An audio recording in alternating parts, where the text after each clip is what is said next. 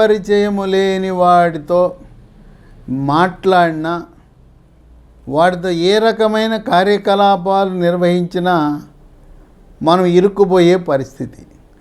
ఎరక్కపోయి వచ్చానే ఇరుక్కుపోయే అనే చందాన అంతా మోసమే. వాడిని ఏదో కష్టంలో ఉన్నాడు పాపం అని అంటే మనం ఇరుక్కుపోయే పరిస్థితి వచ్చింది. ఇప్పుడు మన ఫోన్లను ఉపయోగించి ఈ సైబర్ నేరగాళ్ళు అనేక మంది చదువుకున్న వాళ్ళని, చదువురాని వాళ్ళని టోపీ పెడుతున్నారు, టోకరా వేస్తున్నారు. ఇప్పుడు కొన్ని నంబర్లు ఉంటాయి, మిస్డ్ కాల్ వస్తాయి. మీకు మిస్డ్ కాల్ వచ్చినప్పుడు ఆ పేరు ఫీడ్ అయి ఉంటే మళ్ళీ కాల్ చేయండి. ఆడెవడో సంబంధం లేని నంబరు ఫోన్ చేశాడు, అవసరం వాడిది, మీకెందుకు ఆదుర్దా? వాడు అవసరమైతే 2 సార్లు 3 సార్లు వాడే చేయనియండి.